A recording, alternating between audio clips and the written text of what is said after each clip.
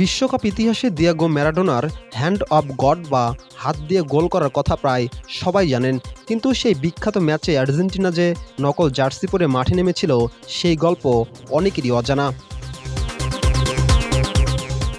1986 বিশ্বকাপে কোয়ার্টার ফাইনালে আর্জেন্টিনার প্রতিপক্ষ ছিল ইংল্যান্ড। ম্যাচটি অনুষ্ঠিত হওয়ার কথা ছিল মেক্সিকো সিটির তীব্র গরমে। ইংল্যান্ড সাদা জার্সি পরায় আর্জেন্টিনাকে গাঢ় রঙের জার্সি পরতে হতো, কিন্তু তাদের নীল জার্সিগুলো ছিল মোটা সুতার কাপড়ের তৈরি, যা প্রচণ্ড গরমে খেলোয়াড়দের জন্য অস্বস্তিকর ও ঝুঁকিপূর্ণ ছিল। এই পরিস্থিতিতেই দলের গোলরক্ষক হেক্টর জেলেদা একটি অদ্ভুত সমাধানের প্রস্তাব দেন। তিনি মেক্সিকো সিটির বিখ্যাত টেপিতো বাজার থেকে জার্সি খোঁজার পরামর্শ দেন। সেখানে নকল পণ্য বিক্রি হতো। শেষ পর্যন্ত বাজার থেকে হালকা নীল রঙের পলিস্টার জার্সি সংগ্রহ করা হয়।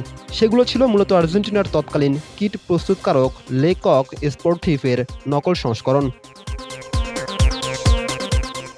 কথিত আছে, দুই ধরনের জার্সির মধ্যে চূড়ান্ত নির্বাচন করেছিল ম্যারাডোনা নিজেই। এরপর রাতভর কাজ করে জার্সিগুলোতে আর্জেন্টিনার ফুটবল অ্যাসোসিয়েশনের ব্যাচ ও খেলোয়াড়দের নাম্বার সেলাই করা হয়, যাতে সেগুলো ফিফার নিয়ম অনুযায়ী ব্যবহার করা যায়।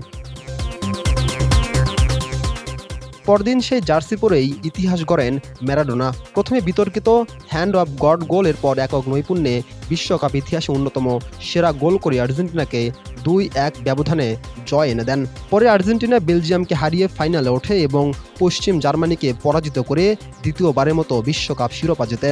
সেই ম্যাচে ম্যারাডোনার পরা জার্সি পরবর্তীতে নিলামে প্রায় $8.93 মিলিয়ন বিক্রি হয়, যা দীর্ঘদিন ফুটবল স্মারকের বিশ্ব রেকর্ড ছিল।